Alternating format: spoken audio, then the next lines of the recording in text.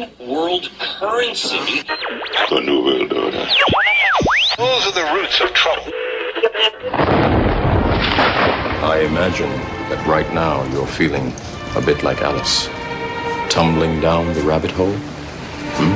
Let me tell you why you're here. You're here because you know something. What you know you can't explain, but you feel it. You felt it your entire life. That there's something wrong with the world. You don't know what it is, but it's there, like a splinter in your mind, driving you mad.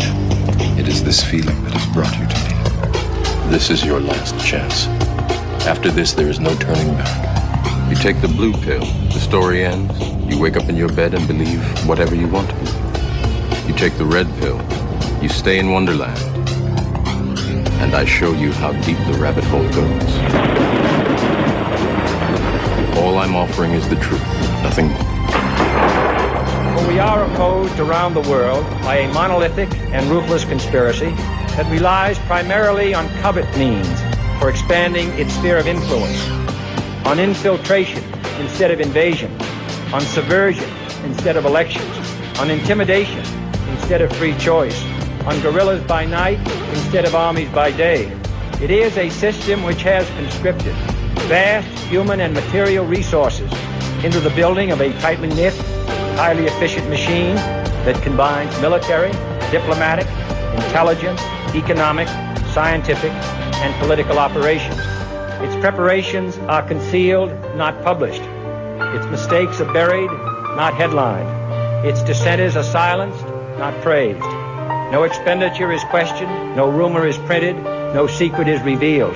But I am asking your help in the tremendous task of informing and alerting the American people.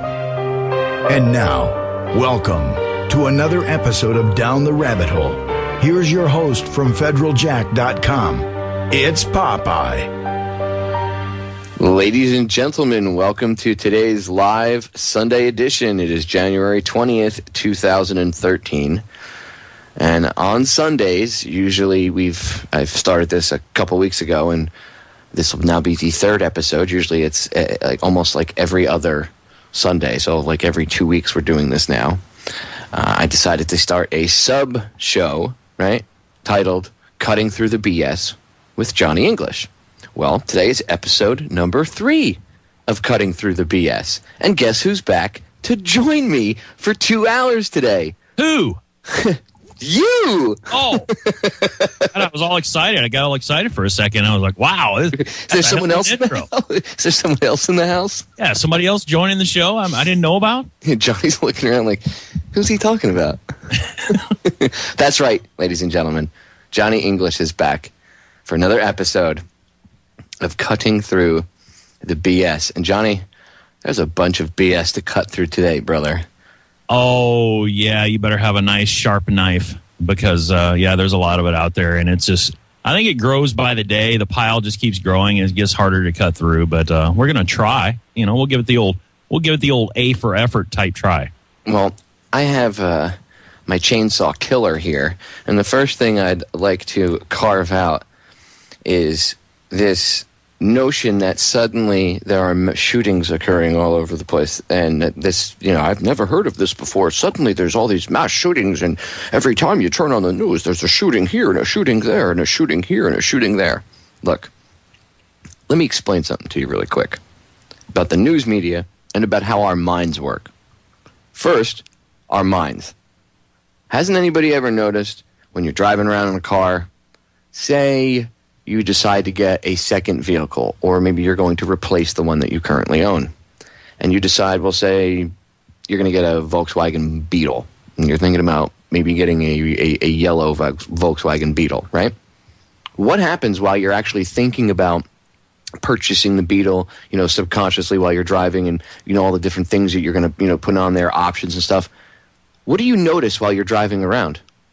You start to notice that there's a lot of Volkswagen Beetles around you while you're driving, or whatever vehicle that you're thinking about. You start to actually notice them while you're driving, right? It is so true.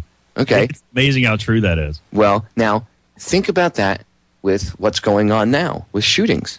Some people don't pay attention to shootings. They don't pay attention to it. They're disconnected from the reality of the outside world.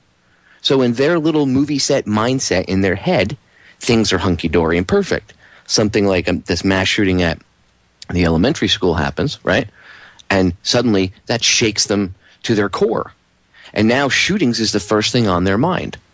Now, when they start to pay attention to the news, right, because maybe now they haven't paid attention to the news before, now they're paying attention, and they notice there's shootings all the time in the news, which, by the way, there is reports in, local news and newspapers and stuff that, if there's a shooting or something, because, again, if it bleeds, it leads. But here's the side caveat to it about the media. They understand about putting things in people's mind. They understand what I just said. They know how things work. They understand us. So what are they focusing on? Somebody could shoot themselves in the toe with a BB gun, and it's breaking news on Fox, CNN, MSNBC, and all this other crap. Oh, my God, breaking news. There's a shooting. There was a shooting the other day at some business college. They made it out, oh, my God, another shooting at a school. And then it turned out it was between one person and one of the professors, and it was a personal issue. So, nothing. That kind of stuff happens. Wasn't there a pellet gun shooting? Probably. Oh, I know some little kid got thrown out of school because she threatened one of her classmates with a gun that shoots bubbles. A plastic Hello Kitty ray gun, not even in the form of like a 45, like a Marvin the Martian. It kind of looks like a pink Marvin the Martian ray gun, and it shoots bubbles. And they got that little terrorist right off the streets. Good for them. Yeah, tough cops. I feel safer. Yep. I hope they wore their full SWAT gear. Yeah, I hope they threw her on the ground and put her in the prone. It's just, I mean, the school, in all reality, the school, like, suspended her or whatever it was for her. But, I mean, can you believe, like, even the school, like, what is wrong with you educators? Well, we have a zero tolerance policy. That's the first problem, is this zero tolerance policy. Okay, this is a blanket quote-unquote solution, which it's not a solution, but it's a blanket answer to a problem, and blanket umbrella answers never work. One size fits all does not work. People, think about it. If you had to order underwear, don't you want underwear that fits? Or do you just go one size fits all? Women, you want to look sexy in lingerie. When you go to Victoria's Secret, don't they have things fitted from extra petite, tiny, small to, however big? They have all this huge size in between, right? They don't have a one-size-fits-all. Otherwise, they would have a pair of panties that would be 3 feet wide, and the skinny chicks wouldn't be able to fit in it unless they were using it as, a tent. Well, you could cinch it at the waist. Well, yeah, that's probably what it would be. It would probably be a 3 foot wide, just big pantaloon pair of cotton panties with 6 feet of string that you could tie off and maybe look, you can adjust it and snip the string off. Oh, that's great. Nobody's gonna wear that crap. How many people out there hate one size fits all garbage? How about gloves, dude? You're a truck driver. You hate one size fits all gloves, right? I hate them. Okay. I hate. Well, do you think solutions should be like one size fits all gloves? No. Thank you. I mean, I can't stand things like that. Like, I was a body piercer, right? I had to get specific size gloves to pierce with, without piercing my finger or being able to be accurate and do stuff. Be sanitary and do it the right way. I didn't want the gloves to be super tight, and I didn't want the gloves to be so big that I had 6 inches of rubber hanging off the finger, rubber fingernails, from the glove. What is wrong with people? Well, blanket solutions work. No, you wouldn't accept it in gloves, underwear, or even socks. I mean, look, even one size fits all socks piss me off. Oh, this fits sizes 6 to 12. Well, that's great. So the heel on some of these socks, because they make it so that the sock itself actually is like a 12. So the heel part of the sock that's not supposed to wear out, that's extra tough, is like halfway up your leg if you have a smaller foot. And then it wears out the sock much faster in different sections. And then you have to go buy new socks. Is that part of planned obsolescence? Did I just touch on something? Anyway, see, I don't want to get sidetracked. But the point is, I think you already have. I know. The point is off on panties. That's kind of cool, but Well, look. I try to break it down for easy to understand. So I love doing these shows. I really do. You like how I break things down, and somehow it correlates to Victoria's Secret underwear. Yeah, somehow we got off on the panties. And hey, you know what? I'm sure I got the point across. It drew my attention. I mean, you got my attention. I'm sitting here fiddling with my phone, and panties. What?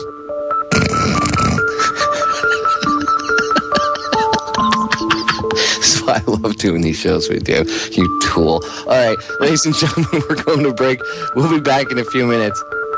Remember, you're seeing this stuff because the media is pushing this stuff in your face. And of course, because it's in your mind, you're noticing it more. We'll bring it back. We are back, Johnny. And before we got a slight bit sidetracked there, well, it wasn't really sidetracked. I was trying to break it down, I guess, into a simple analogy.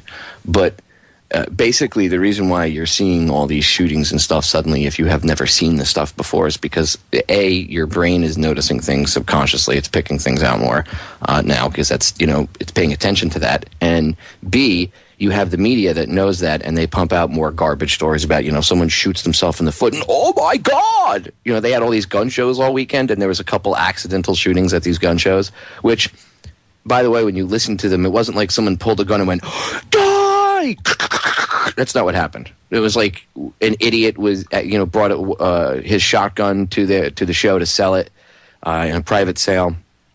And when you go there, they always have police at the front at a like a checkpoint. I don't want to say checkpoint, but like a table when you go in. And if you have a gun, they just check it. They make sure it's unarmed, and they put zip ties through it so that you wouldn't be able to load it, and then you can walk around in there with it. So, and then go sell it. They do the same thing with pistols. So the police officers are there as security, I guess. They check and make sure no one's in there with a loaded firearm. And they go in. Well, this one guy had a shotgun, and I guess he had it loaded.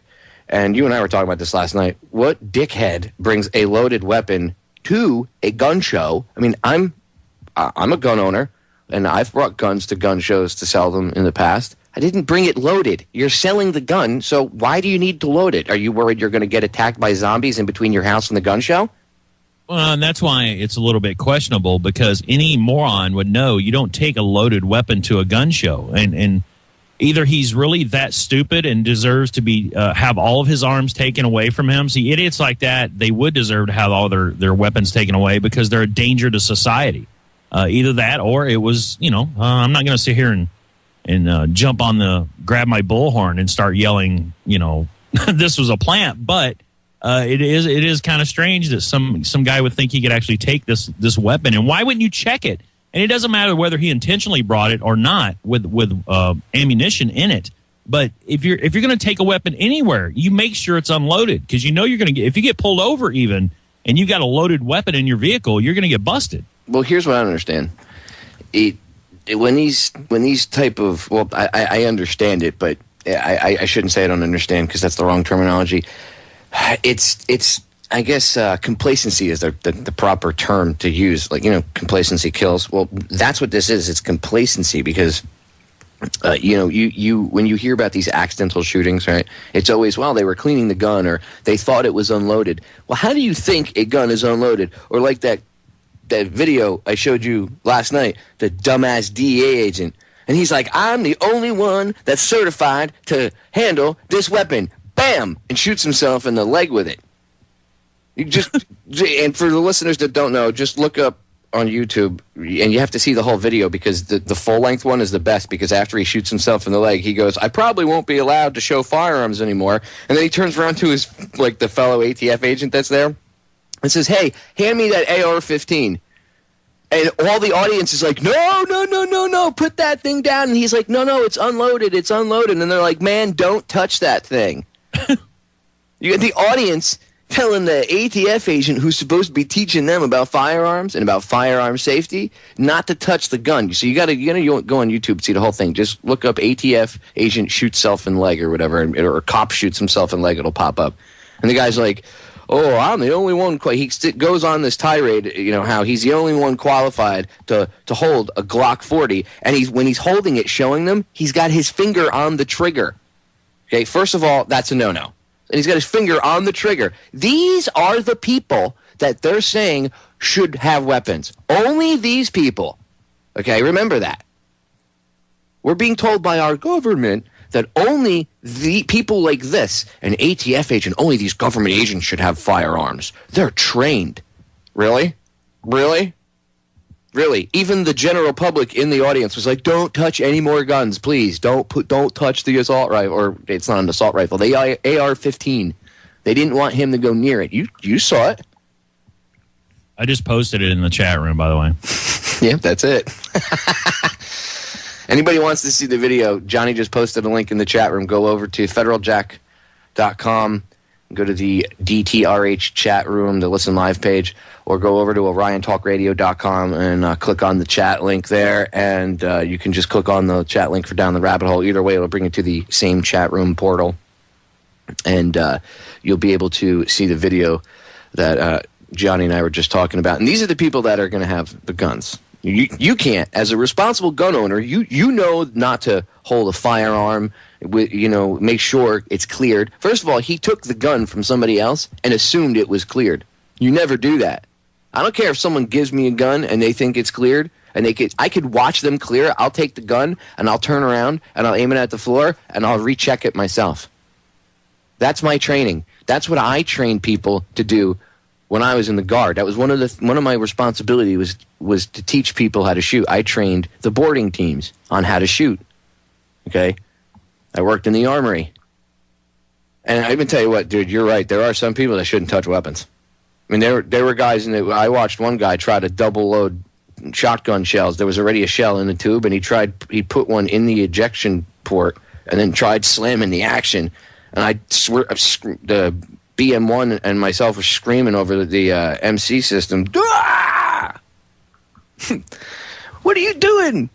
Screaming at this kid. The GMs ran over and pretty much tackled him and took him off the firing line. You're in the military. I don't got to explain to you. There are certain people that, and I'm not saying that we should ban guns or ban people from having firearms or whatever, but, if someone does something stupid like this, that's the people you need to look at, not every gun owner. Okay, it's a case-by-case basis. And it's a very small percentage. Dude, it's like 0.001% of all the gun owners out there. I would say 99.9% of the gun owners out there are responsible. I'm not talking about the people that have guns that are in gangs and shit. They're illegal. I'm talking about legal, law-abiding citizens. I hate when the politicians are like, well, like that. Did you hear this latest one? The percentage? 40% of gun sales aren't reported. Really? Well, how do you know that? Yeah, exactly. How do you know that if 40% of gun sales aren't reported? How the hell do you know that 40% of them aren't reported if they're not reported? That's a lie. It's a complete lie. And people don't look at that and go, wow, we should look at that. How do you know that? No, they just go, oh, my God, scary statistic. How do you know that 40% of the sales aren't reported if they're not reported? Because they're including the CIA arms sales. Yeah, I would think, then maybe that's why it's upwards of around half. I mean, that would make more sense. Exactly. Well, and how hypocritical is it? Holders like, we need to do something to curb gun violence and blah, blah, blah. Really? Really? How about you stop shipping guns to the Mexicans, first of all? How about that? How about stop shipping guns to them? All right, let me rephrase that. The Mexican drug cartels, because the Mexican citizens aren't getting the guns. They're the poor people that are getting slaughtered. So how about we stop shipping guns to the Mexican drug cartels? Oh, you can't do that? Fast and what? What's Fast and Furious? Everybody focus on the scary gunman from the elementary school. Don't focus on the fact that they smuggled guns, which not only killed a border agent, but also at least one of them or two of them were involved, as I said in earlier broadcasts, in a shooting involving a bunch of 14 and 15-year-old kids at a birthday party. But nothing. Barack O'Savior is anything but. Eric Holder and the rest of these scumbags. They're all trash. Treason. Yep. Treasonous trash. Needed to be thrown out with the coffee grinds and the diapers and the dog poop. We'll be right back. We are back, ladies and gentlemen. And one of the listeners in the chat room brought up a good question, which was my next point when we were talking about these accidental shootings really quick. And then I want to move on because I don't want to, focus on it too much. It's not like it's a grand thing. I was just trying to point out a thing. But one of the listeners did point something out that's important. How did the shotgun go off while they were unzipping the case? Well, that goes back to idiot gun owner what's a better term? I don't want to say idiot because it's more of an ad hominem attack.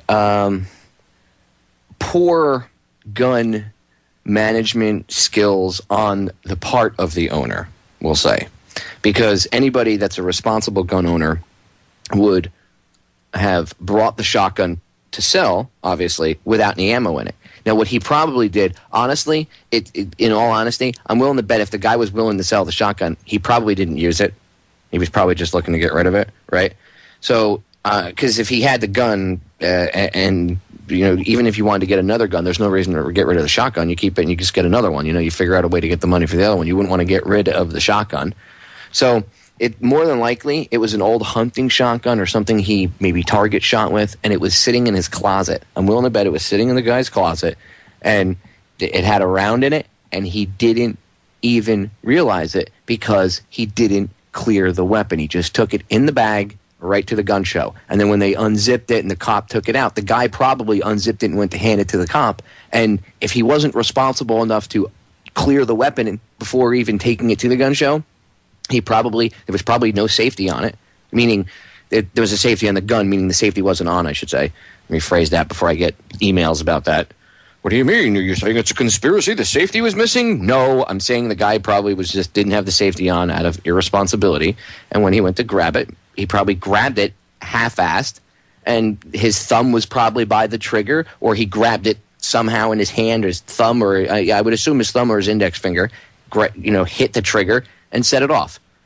And I mean, that it's probably something as stupid and simple as that. So I don't think it was a setup or anything, but what it is it shows that there are people out there that are irresponsible and maybe you don't have to take their gun. I mean, honestly, we don't have to take their guns, but try to teach them, proper responsibility. And then if they still fail to do that and then they're still a danger, well, then you have to assess that on an individual basis, not as a blanket, every gun owner is irresponsible.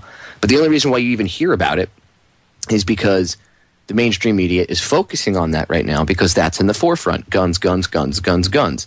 And then, of course, even if it was just a local media report that you noticed and it wasn't Fox or it wasn't CNN or it wasn't anybody else, it was just a local news report. Well, that's your brain, that's your subconscious being on point because now guns and shootings and stuff are in your head. Because you didn't notice that stuff before until the horrific Sandy Hook shooting. And now all these people died, and it's appeal to emotion 24/7 jammed in your face. So what is the natural response of your brain? Now you're subconsciously, your brain's on the lookout. Your brain is looking to see if there's any other shootings going on. Well, it's all knee-jerk reaction because after Columbine, I mean, there were students being kicked out for pointing their finger, using their finger to make the gun gesture and going bang, bang. I remember that. There was, I don't know how many stories I saw where kids were being, there was zero tolerance. You can even point your finger out on the playground and do it. So it's just knee-jerk reactions. And in this country, we've done this for years and years, as long as I can remember, and probably will keep going on. Yep. And, look, I don't see crying over the kids that die daily in Chicago as a result of gun violence. And I don't want to hear, well, we should ban guns in Chicago. Does anybody pay attention to Chicago? They have, the strictest gun laws of any of the cities in this country. And as of the 18th, 94 shootings. 94 shootings in the city of Chicago. But I thought taking guns off the street would protect everybody. Apparently not. 94 in 18 days. 18 days of 2013. Who knows how many by now? We're 2 days later. There could be another 30. Imagine that. Take the guns away from the citizens, and the criminals still have them. I mean, who would have thought, Johnny? The bad guys are always going to find a way to get guns. People don't get that. I mean, I don't even see how people don't get that, because most of the guns used in a lot of these crazy assaults, and when they're shootouts with police and all this other stuff, most of those aren't even registered. They're not even legal to have. You got people that are turning semis into fully autos, and I mean, a lot of these, they're not even registered anyway, so that makes them an illegal weapon, and they're going to get them one way or the other. It doesn't matter. People were getting these weapons even when they banned them a while back, a few years ago. They still got them. They're still around. They're not just going to disappear. What do you think? You pass a law, and all of a sudden they're just poof, they're gone. Yeah, because see, that's why I would like to, right off the bat, you could debunk that. It's time video. Remember that? And what does it start off with? It starts off with, what's his name? Jamie Foxx. And he's like, Columbine. Really? Columbine was a result of assault rifles? Quote unquote assault rifles, because we all know assault rifles are fully automatic weapons, and you haven't been able to get your hands on those since the 30s. So that takes care of that argument. So let's call it the rifle, the AR-15. So you're going to say that you blame AR-15 rifles and semi-automatic rifles for Columbine? I have news for you. Guess what? There was already an assault weapons ban, and from what I remember, they didn't use an AR-15 in Columbine. It was pistols and shotguns, if I remember correctly. So, explain that. Oh, that's right. It's called appeal to emotion. It's called lumping a bunch of emotional events together and to get people to go, it's time. We have to be real. Why do you think they shot it in black and white? Go to a sporting goods store and go and look on the shelves at all the rifles. Check the caliber. There are plenty of 223 round rifles there that are just hunting rifles. They look nothing like what they show you. They love to show. They throw that picture up there of a military style weapon. It shoots the exact same round. They're not trying to ban those, but but if they look a certain way, if they look like a quote unquote assault weapon, that's what they're using. They throw that picture up there, and it kills me, because almost every one of those assault style weapons that look like military weapons, you can buy a civilian version used for, that just looks like a regular rifle. It doesn't have any of the extra stuff on it or anything. So, they're using these stupid pictures to scare people. Yeah, and then they always say fully automatic. And you'll hear people say, we should ban fully automatic weapons, as if civilians can just go buy them, which that's not true. It's just not factually true. So what they're doing is they're setting the idea up in your head that you can go out and purchase these type of killing machines, and that should be banned. And people go, yes, ban. But they don't realize that they're actually getting a ban behind a ban on semi-automatic firearms, a technology that's over 100 years old. Over 100 years old. As I said the other day, should we just stop using indoor toilets? Maybe go back to crapping in holes, with a wooden box called an outhouse over top of it? Should we just go back to that? And you know what? When it comes to firefighting, we don't need those big, shiny fire trucks anymore, right? Because there's been accidents where fire trucks have gotten in car accidents, and civilians and firefighters have died. So to save everybody's lives, we're going to go back to using the bucket brigade.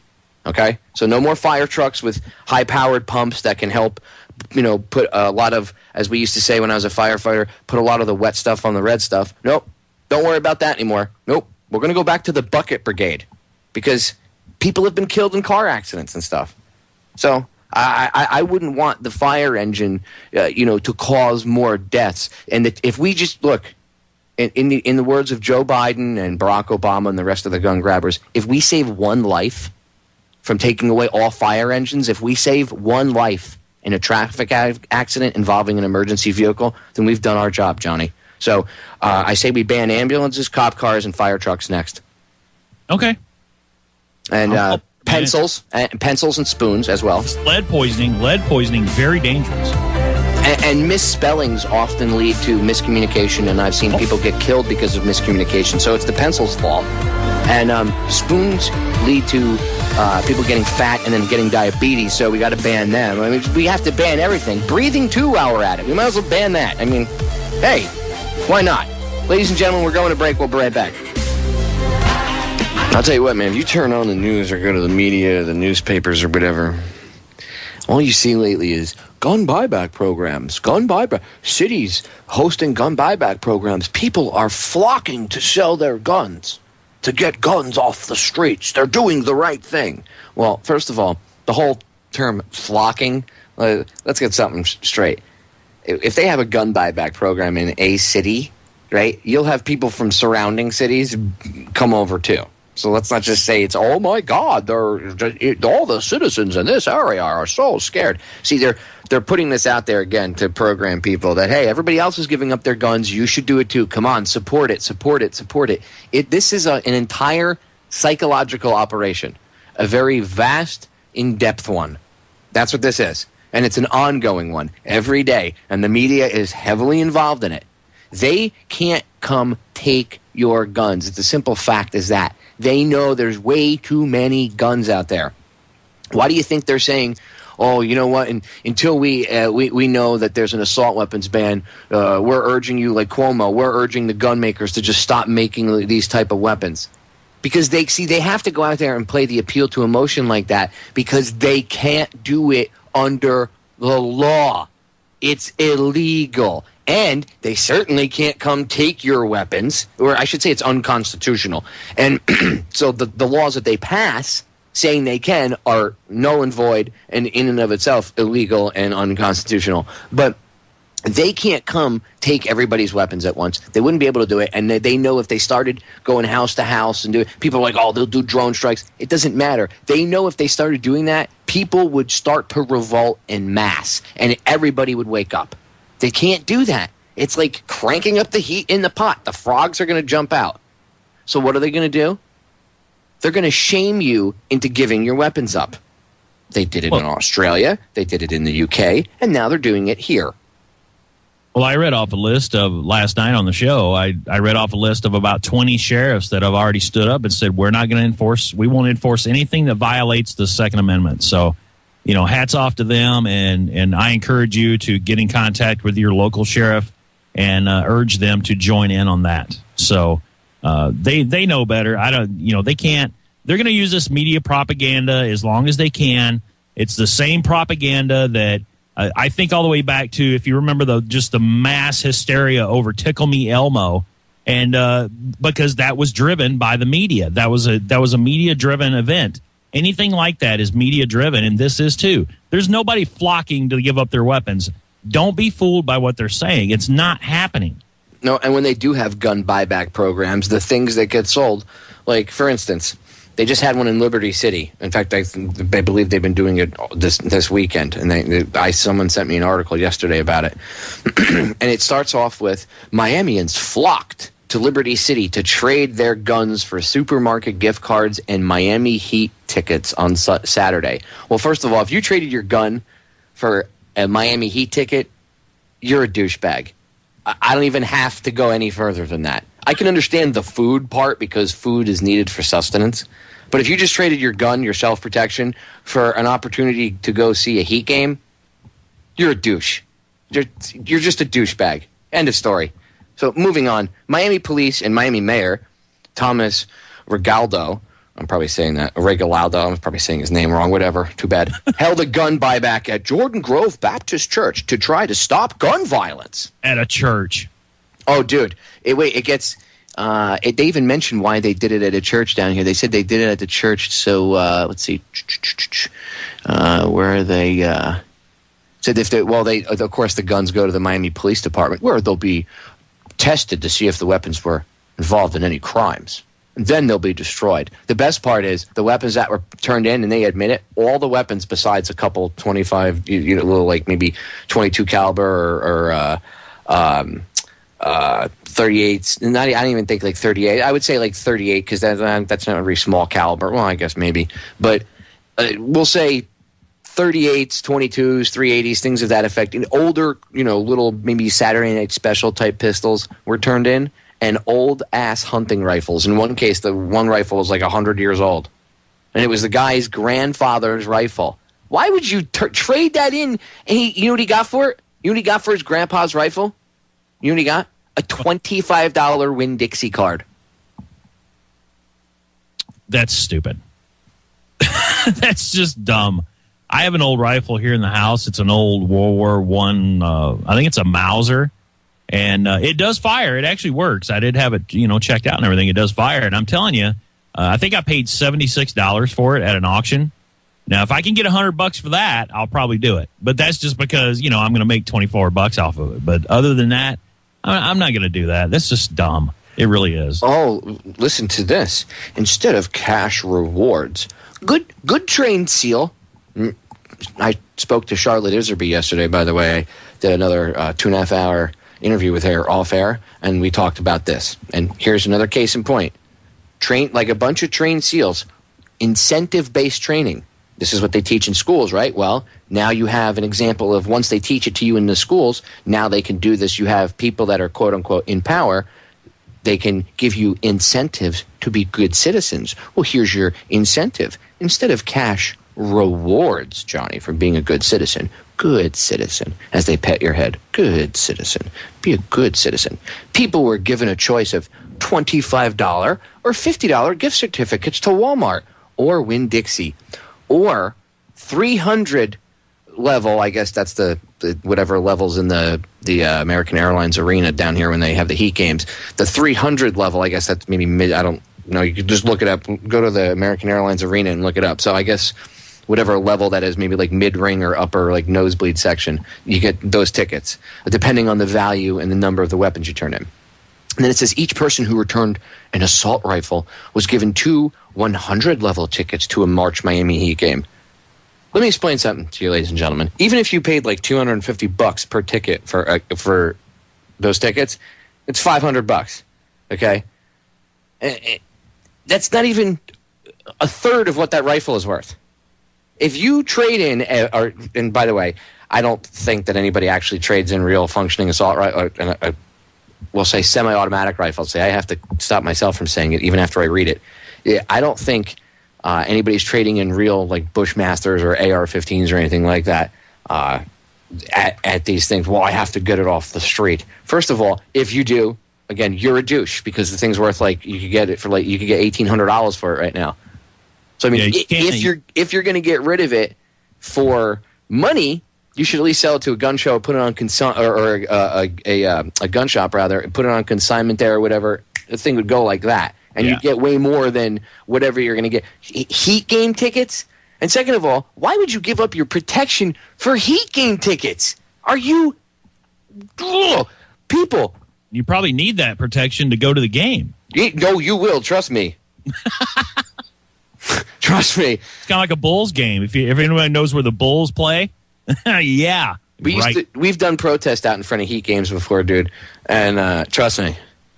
You'd be well to go armed to one of the games, but it's just in a crappy section of downtown Miami. They're trying to do their urban renewal thing, but good luck with that. You can put icing. That is such a nice word, urban renewal. Doesn't that sound cool? You can take crap and make a cake out of it and put icing on it, but it's still crap.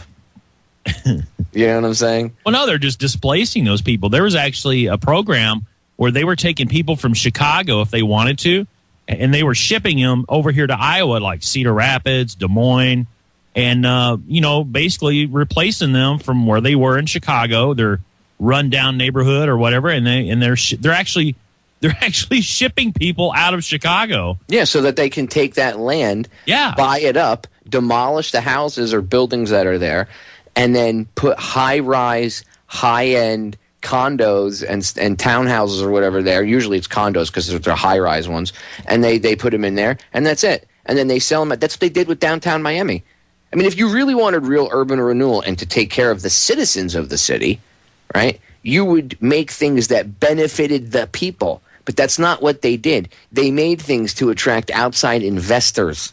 is what they did. And now all these high-rise buildings in downtown Miami, when you go by at night, you'll drive, like if you drive downtown, like say you're going to American Airlines Arena, if you're going south, because that's Biscayne Boulevard, if you're going south on Biscayne, all these high-rise buildings are on your right.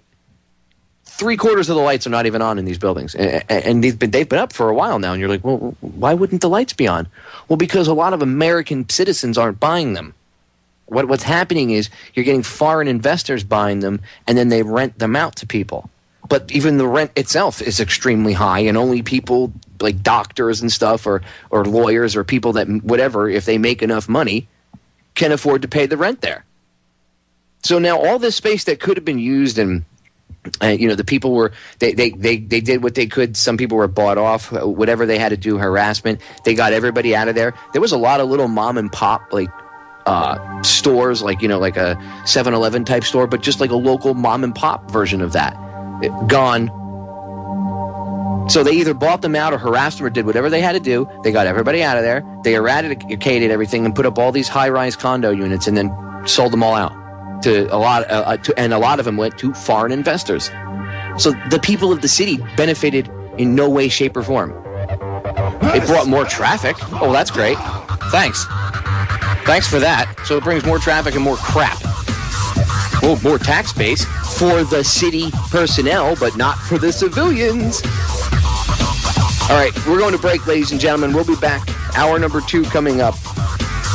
Don't go anywhere. And stop buying into the BS from the mainstream media. Yeah. Ladies and gentlemen, we are back with hour number 2 here on today's live Sunday edition of Down the Rabbit Hole. I'm your host, Popeye from FederalJack.com. It is January 20th, 2013. And on today's edition of Down the Rabbit Hole, as you know, every few weeks, I have my good friend Johnny English back on. He's a host here as well. Check him out Saturdays, 7 to 10 Eastern Standard Time on the Orion Talk Radio Network. But every few Sundays, like pretty much every 2 weeks, every other Sunday, Johnny comes on with me, and we do a side episode off of Down the Rabbit Hole called Cutting Through the BS with Johnny English. And today is episode number 3. And I had a bunch of different things I wanted to go over, but one of the biggies was the whole gun control argument as of late, and some of their inflated, if not completely fabricated statistics and numbers and arguments. And, honestly, there's just so much of it out there that for hour 2, Johnny and I are just going to stay focused pretty much on what we've been going over, because this is important information and people need to hear it. And if you're not sure, if you're on the fence, perhaps we can help you get a better, true understanding of things. So, hour number 2, I'm going to bring up a clip. I'm going to play. It's a clip on CNN of NYPD Commissioner Ray Kelly. He's with Soledad O'Brien, and I'll get it ready in a few minutes and everything. But part of it is this argument that I was telling everybody that they're in hour 1 that they keep pushing, is, and they being the mainstream media, and now whatever talking head political moron that wants to get his feet in the pool, and B, help push this insane agenda of disarming the American public. But they keep saying that 40% of gun sales are not reported. So they threw out this massive appeal to emotion, and we were able to counter it somewhat, right? And now their secondary wave of attack, because this attack is coming in waves, ladies and gentlemen. It's not going to just come in one shot. Oh, we failed. We'll come back later. No, they're going to do this in waves, and they're going to keep doing it now. So we have to keep hitting their crap. Okay?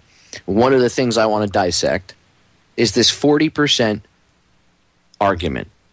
How in the hell do you know that 40% of gun sales are unreported, if, by definition, they are unreported? Now, I say that because people are throwing this argument around like it's super important, and that, oh my God, we have to close the gun show loophole. The quote-unquote gun show loophole they're talking about is if you go into a private sale, meaning if Johnny goes to a gun show and I go to a gun show separately and I bump into him and I say, hey, Nice shotgun you have there for sale, because Johnny brings his shotgun there, right? So I go, Johnny, nice shotgun you have. Thank you. How much could I buy that for? A couple $100 from you? Yes. Do I have to have a background check, sir? No, you don't. And that's the scary gun show loophole. I can buy a gun from Johnny. Now, any responsible seller, if Johnny was a responsible seller, he'd say, well, do you have a concealed weapons permit? Do you have this? Do you have that? I need to see. Anybody responsible would want to do that, which is, I'm going to tell you what, that's normally what happens. Yes, there are cases where somebody goes, here, you want to buy my gun? $50 or $100. Yeah, that does happen. But that's not the norm. Most people are responsible. This has been going on for a very long time. That's not where people get illegal firearms from. They would have you believe that. But that's not true. They just want to be able to track and trace every gun purchase. See, that's what this is about. It's got nothing to do with stopping crime. So this supposed gun hole loophole is garbage. And they constantly throw that out there. And to back it up, they say, well, 40% of gun sales go unreported. How do you know that? How? I had this conversation last night. I was talking to you off air about this, Johnny, and earlier in the night, my wife and I had the pleasure of having dinner with Professor James Tracy and his wife. And during dinner, we were having this same discussion. And I said to him, how do they know that 40% of the sales are unreported? Think about it. How would they know? And if someone tries to argue that from their side and say, oh, well, it's this or that. No. By definition, if they're unreported, you don't know about them. Okay? And to back this up, I'll bring up another heinous thing. The rape in the military epidemic. Okay? Now, why would I bring that up? I bring it up because of this. They'll tell you that, last year or the year before, it was 19,000 cases of rape in the military that were reported, like a little over 19,000, something like that, right? So we'll round it. We'll say 19,000 cases of rape last year that were reported. And they admitted that the number is probably much higher than that, but they don't know because so many more cases go unreported. So how the hell can they tell you in one breath that they can't give you an accurate number of the amount of sexual assaults in the military because many of them go unreported? Notice they're not giving you a percentage. They're not saying, well, 40% of the sexual assaults go unreported. They're saying there's probably a higher number, but we really don't know because many go unreported. Now, that is a real, true statement. Now, maybe the numbers, maybe they're actually, cutting the number down and they could be playing with the number that they present. Now, that's a different argument. But the statement of the ones that are not reported, you can't, you really don't have an accurate number, and you wouldn't want to say, well, there's 1,000, let's do a ratio, because you can't do that. Again, it's not this umbrella argument, so you'd have to do it on a case-by-case basis, meaning if they're reported. So if they can't tell you even an accurate percentage of how many sexual assaults aren't reported, how the hell can they then turn around and tell you how many, a percentage of how many gun sales are not reported? How can they do that? I think any percentages thrown out by the media, by any enforcement agencies, the government, they don't know. They're just throwing numbers out there. They're guessing. It's all a guessing game, every single bit of them. I mean, and people they'll just go by it. Oh my God, there's 40%. Wow. No, somebody made that figure up to back up their own agenda. That's what the whole thing's about. Oh, it's a complete lie. I mean, how do you, dude? I'll ask you this: if I don't report something to you, say you're an agency, right? You're a governmental agency, and you're the agency of Johnny, and I have to report to you about something. If I don't report to you that something happened, do you think that unless you have intelligence spies following me around, that you're going to know that it happened? Right? Basic, simple concept, right? Yeah. So then, where do they get the number from? It's complete, as the title of today's show is, BS. Complete and utter crap. Garbage.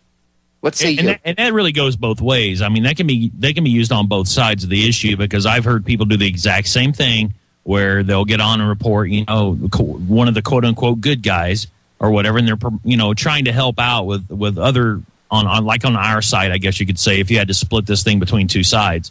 And they do it on that end too. If you don't know, don't guess. And that's one of the things that I kind of made a promise to myself when I got into this was I'm not going to sit here and go on the air and I'm going to, try to guess. I'm going to try to gather as many facts as I possibly can. I'm not going to go on and say 20% of people, blah, bitty, blah, blah. No, I'm not. You look retarded when you do that. You look dumb. Hey, new reports indicate that 50% of people, or at least 50% of people, will believe anything you tell them as long as you start the sentence with, new reports indicate. It's about 98%. Yeah, I'm being facetious and I was just being, sarcastic. But yeah, see, it probably is more like 98%. It's like, it's been proven time and time again by different activists, different tests, in different scenarios. People will almost do anything they're told by someone who's in a lab coat or quote unquote official looking attire, like a suit and tie and sunglasses, but maybe an earpiece or something. Well, that's how Fox News has gotten, they have that cool little intro thing and, breaking news. And it's like, as soon as you hear that, it doesn't matter what they say after that. But if you hear that breaking news and you hear that sound, you're trained to run to the TV and turn it up so that whatever they say is going to be just the greatest breaking news ever. Yep, like Pavlov's dogs. Well put, Johnny, well put. Ladies and gentlemen, we're going to break. Don't go anywhere. We'll be back in a few minutes. When we get back, we're going to destroy this argument. Don't go anywhere. Ladies and gentlemen, we are back. I think it's very telling how the NRA has responded to this. And if people say, what do you mean, Popeye? I thought the NRA was a good thing. No. If you guys want to support a gun, a group like that, I would support out of the two gun owners of America, not the NRA. But it's very telling because they shoot themselves in the foot with their own arguments. Wayne LaPierre didn't, we need armed guards in schools. But that really they never came out and really fought for the real argument of the Second Amendment. And many people haven't. A few people have, like Ben Swan and a few others, but nobody has really said what the Second Amendment is for. And even though, I know Jones did his rant and rave thing on Piers Morgan, but to his credit, at least he brought up the fact that the Second Amendment is about protection from tyranny. The same thing with Ben Shapiro. Same thing with Ben Swan. I don't see many people actually having the proper argument. And I think it's very telling that the NRA didn't come out and say, first of all, it's very horrible what happened to these kids. Okay? But the Second Amendment has nothing to do with what happened to those children. Okay? That would be like if that's the same stupid argument that they push on you if someone gets bullied and they kill themselves. And everybody goes, oh my God, we need to ban bullying. And we need to outlaw that type of speech and stuff and blah, blah. Why would you outlaw that type of speech? Why wouldn't you just teach your kid to be tougher? Seriously, that's the problem. When that kid gets older, he's going to deal with bullying and idiots and jerk-offs throughout his entire life. Why not set the kid up for success so that later on in life, he or she will be a great success and, make it a great change in the world because they'll see the stupid status quo like the bullies, because that's what the bully represents, right? Society, the status quo. If you're outside that box, the bully picks on you. F the bully, dude. Seriously. Screw it.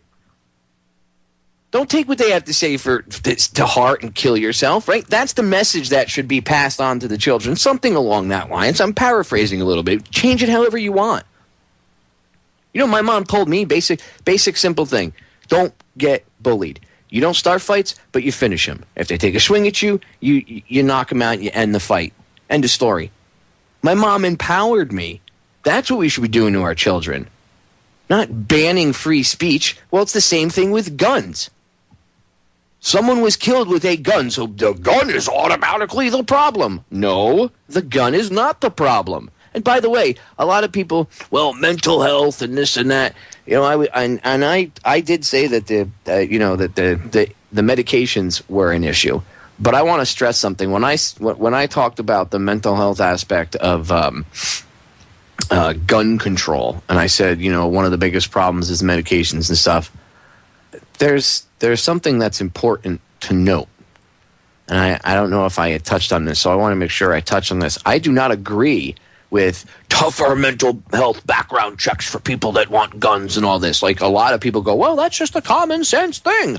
Tougher mental health background checks. Well, hold up. The reason I have an issue with that is because that violates a lot of the HIPAA laws. Okay? And I'm not saying that and there's another aspect to it. But that gives them a door, their foot in the door, the camel's nose under the tent, as it were, to start violating laws that are already there to protect you, right? So that's one. And the other thing is, what happens when everybody under the thinking of these psychiatrists has a mental disorder? So what happens when you're perfectly sane and, people will go, well, I should have my guns. I don't have to take medications, Popeye. I don't have to take meds or anything like that. I don't have any mental issues. Well, what happens when they label your opposition to the government a mental disorder? Oh, wait a minute. They already have. They call it oppositional defiant disorder. So what happens when now, because you don't agree with President Obama, and even though you don't have any mental health problems, right? Let's say you agree and that they should push strict mental health laws, that if you have any type of mental health problems, you shouldn't have access to a gun, because that's one of the first things all of these people say. It's a reaction because they're scared. So they say, oh, if you have any type of mental health issue, you shouldn't have access to a gun. Okay, well, that includes you too. That it probably includes most of the people in your family. Well, what do you mean? I don't have mental health issues. Well, you think you don't, and you may not. But the system will insist that you do, one way or another. For one reason or another, they'll find a way to label normal, everyday human life a mental disorder. And they've about done it. I mean, pretty much breathing and blinking is now a mental disorder, Johnny. Well, that's one of the things they're going to try to do, is if you listen to what he said, they're actually working into, the CDC and all that stuff, letting them investigate gun crime. That's just going to lead into other aspects of life where, like you said, they could just be breezing through the internet, find federaljack.com and go, oh my God, we could charge this guy with he's obviously insane because he thinks all these things have happened, and of course we've proven that it hasn't happened, and that all of our official reports are right, and he's wrong. So guess what they're going to do? They're going to come and knock on Popeye's door and say, well, sir, this federaljack.com here, that looks a little suspicious, and we think you might have some sort of mental deficiency. So we're going to take your weapons now, and then we're going to evaluate you, and then it's just going to roll downhill from there. So that's coming. If you don't think for a second it's not, you've got your head stuck in the sand, and you need to pull it out, shake your hair out, and think about it again, because that's exactly where they're leading, is with mental issues, with mental, charging people with having a mental disorder. That's just another way of taking away property, whether it's weapons, whether it doesn't matter what it is, and they'll be able to commit you. You won't have a chance. It'd be like getting it'd be like getting put in a Mexican prison. If you get put into a Mexican prison, the only thing that you don't get anything from the prison. If you don't have a family bringing you food, water, and clothing, you don't get anything. Do you know who helped make extermination efficient for the Nazis? And I'm not talking about IBM or IG Farben or any of this. Do you know who physically helped boots on the ground, did a lot of the work in picking out who was immediately eradicated as soon as they got off trains and the such? And I'm not talking about it's just the Jews, for the people that'll sit there and say none of that exists. Okay, I'm talking about the 22 million plus people. Okay, everyone across the board that was rounded up, and it did happen. People were rounded up. Even if you pissed in the wrong direction, if you whispered something wrong against Hitler. And by the way, they had people too, just like where if they didn't like their neighbor, they called on their neighbor and said, "Oh, he said something bad about Hitler," and watched with a smile as their neighbor got dragged out. Yep. Okay. There was a lot of that going on too. That's going on right now. There's a group in Des Moines right now for the state of Iowa, and I think each state has it. And it's a group you can join, and you're a tattletale. Well, you see, and who not and yes, the citizens partook, but who do you think helped out the most with the efficiency of who was going to get killed right away, who wasn't, who got sorted out for this or that, or maybe we'll use this one for an experiment. Do you know who helped with that? The psychiatrists. Oh, that's who. Okay. So when people say that there's no connection between a tyranny has ever used psychiatry, they did the same thing in Soviet Russia too.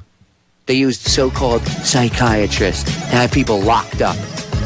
Political enemies of Stalin, Stalin was the one who was actually crazy, and he would wake up and just write lists of people who had to be off in jail every day. It's going to happen again, ladies and gentlemen. History is starting to repeat itself. The difference is we have a chance this time to stop it. This generation has a chance to step up and say, enough is enough. We've had enough of your crap. We're not going to take it anymore. We're going to break. We'll be right back. All right, Johnny, final 2 segments here. And last half hour, I want to tear apart this clip from CNN. It's a little under 5 minutes. But it's Soledad O'Brien, and she's talking about, this is from the other day, and she's talking about new polls, how more people favoring new gun laws.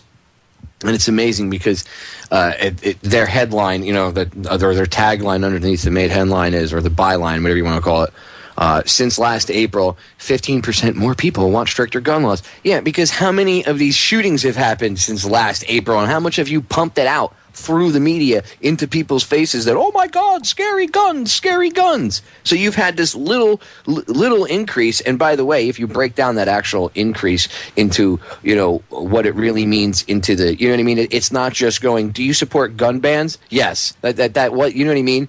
There were different questions asked. So you'd have to break it down into the minutia and actually figure out how many people actually really support gun bans. But she starts off pushing this garbage number, and then she brings on NYPD Commissioner Ray Kelly. Just listen to this. We're going to tear this apart. Welcome back, everybody. As the president pushes his gun control plan, a new poll this morning shows what the New York Times is calling unprecedented support for tighter gun control. The New York Times and CBS News poll shows 54% support stricter gun laws. Just last April, that number was 39%. I want to get right now to New York Police Commissioner Ray Kelly. He's been pushing for stronger gun laws. New York State just passed a bill that would ban assault weapons and high-capacity magazines, really made that law stronger. Nice to have you with us, sir. We appreciate it. Do you think because of what we've seen in New York, we're going to see a year out, 2 years out, 3 years out, a big decline in gun deaths? Probably not. Oh, what? What? Hold on. Let me rewind that for a second, just in case anybody about 3 years out didn't quite hear what she said. Let me just rewind it a little bit further. She brings up, do you think, banning, New York banning these assault weapons in 3 years' time? That's a long time. In 3 years' time, do you think it'll have any effect? And what does he say? Do you think because of what we've seen in New York, we're going to see a year out, 2 years out, 3 years out, a big decline in gun deaths? Probably not. Okay. So I guess gun bans don't work, right? Right? Oh, well, their excuses, well, there's so many on the street, blah, blah, blah, blah, blah, blah, blah, blah, blah, blah, blah, blah. Okay, well, that's one of the arguments, that banning guns wouldn't take guns off the street, morons. So you just defeated your own argument at like 41 seconds into the clip. Thanks, Ray. Appreciate it. We know that there's 300 million guns abroad in America. That universe is not going to be reduced significantly. In urban America, we're plagued with handguns, and most of the law focuses on assault weapons, which is a good thing. But the concealable handguns are really the problem. So now they're going after handguns, you see? Now the aim has shifted. They banned assault weapons, and he just said, yeah, it's great that they banned assault weapons, that's all well and good, but most of the crimes are done with handguns. Well, that's, again, making our argument for us, Ray. Thank you, because as we've said, we being the people who support the Second Amendment, that an assault weapons ban will not stop shootings, murders, or anything like that whatsoever, because the majority of them are done with handguns. You just don't have it pumped into your face every day. Those things aren't reported and told to you.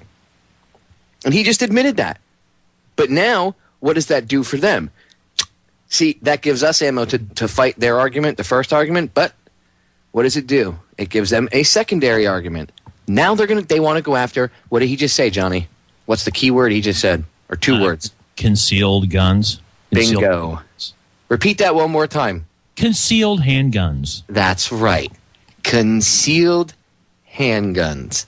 That's the new problem, according to Police Commissioner Ray Kelly.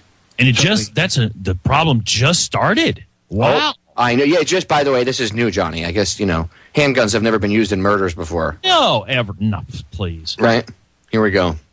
In New York and other large cities. So then if all we've been talking about is assault weapons ban, which many people think will not even make it through Congress. And if you look at the items on the president's list of executive orders that he could issue, they're more about meetings and strengthening things. What do you do about gun violence, especially here in New York City?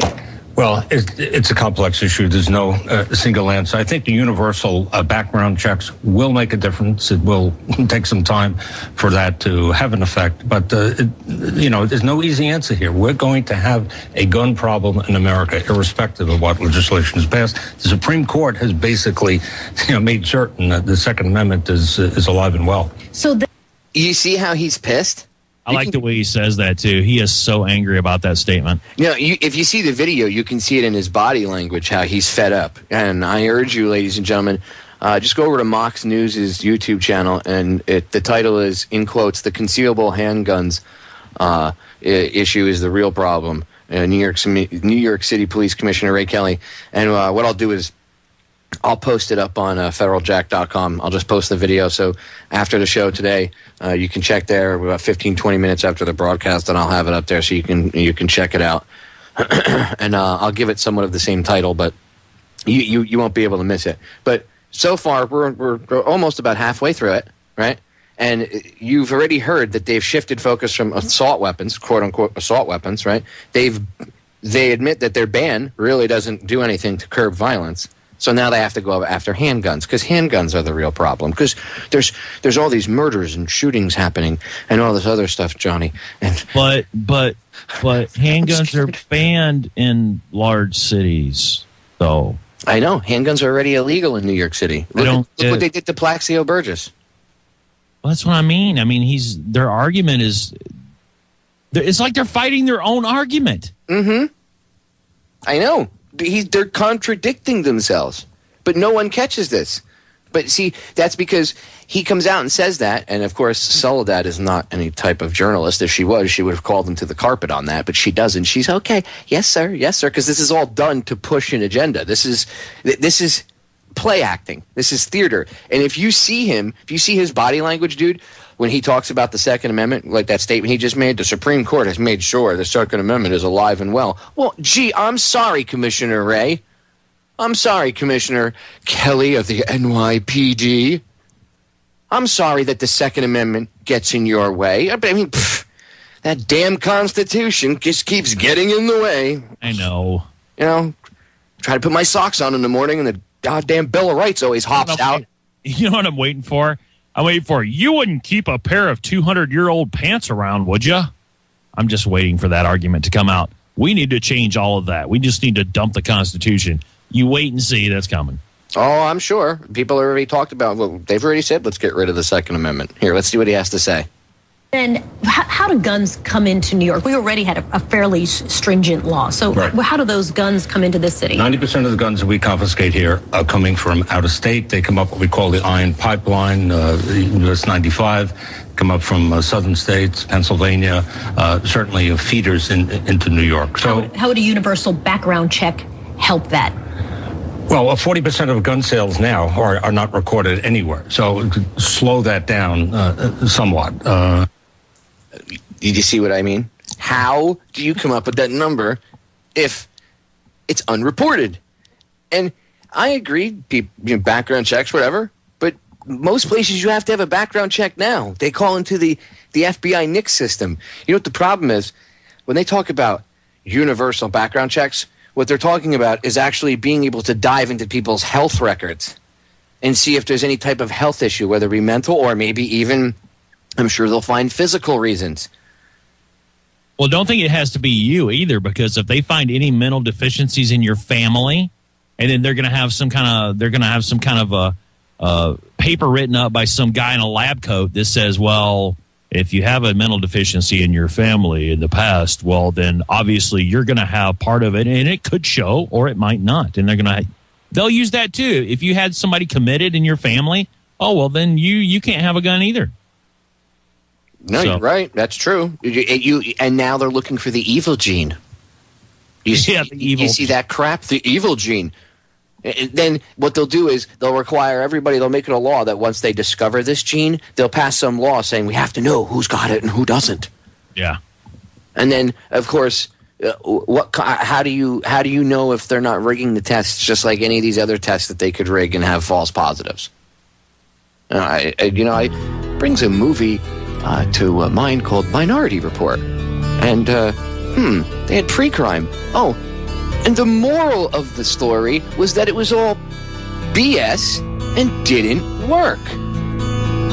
I think people need to go back and watch the movie and not only pay attention to all the technology and everything, but pay attention to the end of the movie, the moral of the story. We'll be right back. Ladies and gentlemen, we are back. Final segment of today's edition of Down the Rabbit Hole, which is episode 3 of Cutting Through the BS. Went so fast. Dude, just like that. I can't snap my fingers now. What do you call it? I want to get the rest of this audio in, or at least as much of it as I can in the last segment here. And we probably won't get the whole thing in, because even though there's only 2.5 minutes left, of course, we're going to have to stop it and yell at it, Johnny. So, of course. Yeah. Let's see what Commissioner Ray Kelly has to say. I mean, love that guy. The damn Second Amendment, that stupid Constitution and Bill of Rights. And by the way, let me just reiterate something. The Constitution and Bill of Rights in no way, shape, or form gives you any rights whatsoever. People are going to go, what? It doesn't give you any rights whatsoever. It enumerates them. You had those rights when you came out of your mother's womb, ladies and gentlemen. Those rights are not given to you by a piece of paper.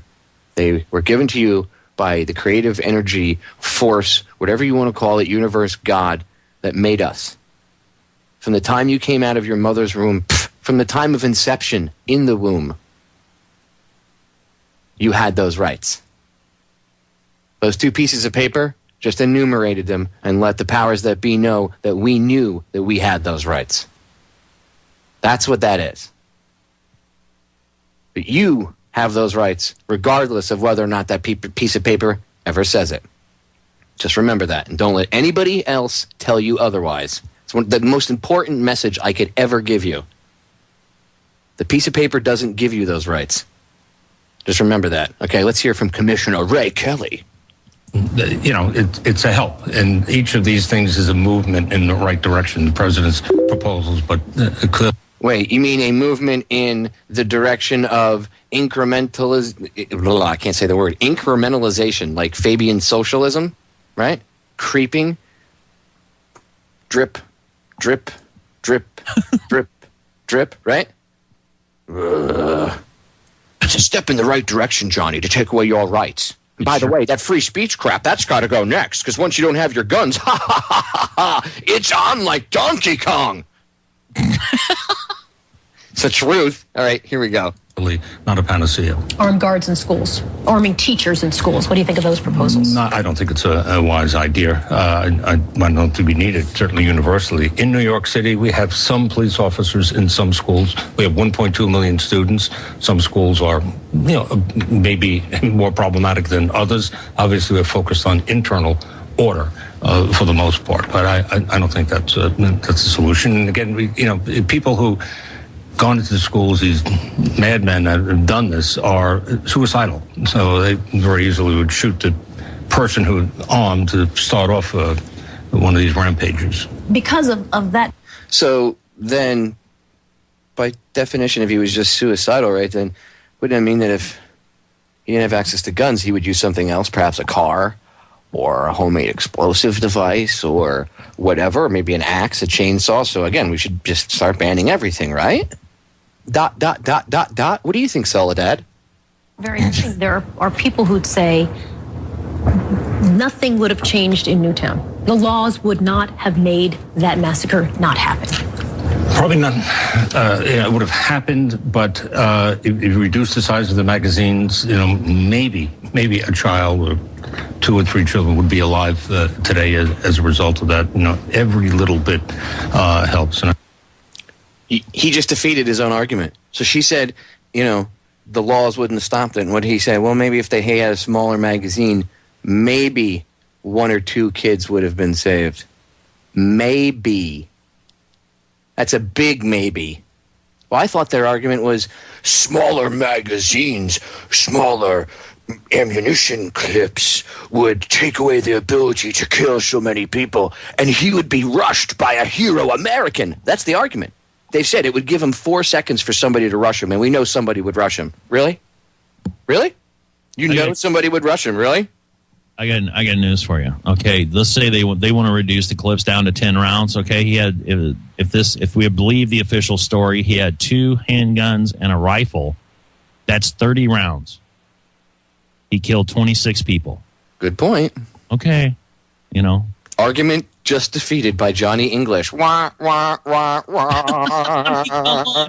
If people are going to kill people, they're going to do it no matter what. They're either going to do it with a gun, a knife, a car, a plane, a bomb, something. But Johnny, if we can save even one person, if we can save even one person, then everybody else in this whole country should have to give up their right to self-defense. So we can save one person and sacrifice thousands, if not millions. But hey, one person had a better day. And I'm not saying that one person isn't important, but come on. I mean, this argument is just completely invalid. Let's see if we can get through the rest of this without puking on ourselves. I think the large capacity magazines have no place in a civilized society. Let's talk for a minute. Okay, so then why don't you lead by example and get rid of all automatic weapons and high-capacity magazines out of the arsenal of the NYPD. And remember, you are the same guy that said you had the ability to take down incoming planes. So that means you have Stinger missiles. So there's no reason for that in a civilized society. Nope. So you should get rid of those. SWAT teams gone. SWAT teams. Lead by example, Commissioner Kelly. Lead by example. I call you out right now. You want to go on CNN and make a comment like that? I call you out. Lead by example and get rid of the SWAT team, all the special units, all the special response teams in the NYPD. Get rid of everything. Everybody goes back to 6 shooters. They're going to be the old school 38 police specials, okay, even if they have to have a company reissue them, especially for the NYPD. Get rid of all the Glocks or SIGs or whatever else they carry. No more fully automatic weapons. No more Stinger missiles. No helicopters. No armored assault carriers. Bearcats. Any other toys that you guys have. Boats. Nope. You can't have any of that. We don't need that kind of stuff, sir, in a civilized society. Do we? Yeah, how often does all that stuff get used? Very rarely. It's sitting around collecting dust. Well, that's why they have to go and bust people. Justification for the toys. That's a big issue. Ever since 9/11, there's this huge Homeland Security industrial complex, I guess you could call it. I guess you could call it the Homeland Security industrial complex, and it's all about protecting from threats and terror and everything else. And that's where they have these huge expos every year, and you go there and it's the newest things to spy on people, to look for terrorists and gadgets, Homeland Security gadgets, and it's this whole business empire that's built up and grown up since 9/11. Keyword business. Yeah. Do you think they want to give that up, dude? Now, do you think if we said, look, we're not afraid anymore. We're good. We can handle our stuff. You guys could get rid of like 50% of that stuff. Do you think any of the people making money off that, living in nice big houses, are going to go, oh, okay, cool, man. We've had it cool. We'll change our whole lifestyle now that we've gotten used to this for like 5 or 10 years now. Do you really think they're going to change that up? No, not at all. What say you, Johnny? No, I don't see that happening. Nope, ain't going to happen. Sorry. Military-industrial complex, not going to give up anything. Yeah, not a thing. Not at all. And that's where they're getting their stuff, too. I mean, they're all getting it from the same people. Our military is supplying the military, or the military-industrial complex is supplying the military and NYPD and their SWAT teams and, LA, same thing. All, they're making even more money off these guys. Well, I support his call or his statement. I support his statement. Of course, this is sarcasm, ladies and gentlemen, but I support his statement about banning high-capacity magazines from a civilized society that we don't need them. That's I right. agree. We do not need such weapons of death and destruction. And actually, sarcasm aside, if for a better humanity, okay, I'll take your statement and raise it one, Ray. You're right. In a civilized, better society, we shouldn't require such weapons of death and destruction to handle differences amongst us. Okay? So, I urge you to lead by example and pretty much get rid of most of the stuff the NYPD has in its arsenal and go back to 38 police specials only, and that is it. Maybe a shotgun. We'll give you a shotgun in the squad car. But then you could kill more than one person at a time if you're standing back a few feet, and that would be a quote-unquote mass shooting. So aren't we trying to cut down on mass shootings? Okay, well, you got a point. So, nope, truncheons and pistols and a mag light. We'll give you a mag light. Nice shiny one. We'll even engrave it. It says NYPD on the side. We'll put your name on it. We'll put your badge number on it, too. Oh, wow. We can afford to do that with getting rid of all the other crap. Yeah, look at all that money you're saving by not buying the armored personnel vehicles and the boats and the M60s that go on the boats and all that. Wow, look at all the money you're saving. And he should lead by example because according to them, I believe it's the 7th largest army in the world. Or the 8th largest? It's one of the two. 7th or 8th largest army in the world is the New York City Police Department. So lead by example, guys. In a civilized society, there's no need for weapons like that. Okay, cool. Lead by example. Abolish the SWAT teams, all the special response teams, all that. Get rid of your tanks, your helicopters, your Stinger missiles, everything. But no. We're in a civilized society, right? There's no bad guys. Ever, right? All right, that's what I thought. All right, ladies and gentlemen. We are out of time. Damn, Johnny, 2 hours just went right by. Yes, it flew by. It usually does, man. Yes, it does. As always, it was an excellent broadcast. Ladies and gentlemen, make sure you tune in tomorrow night. I will be back 10 p.m.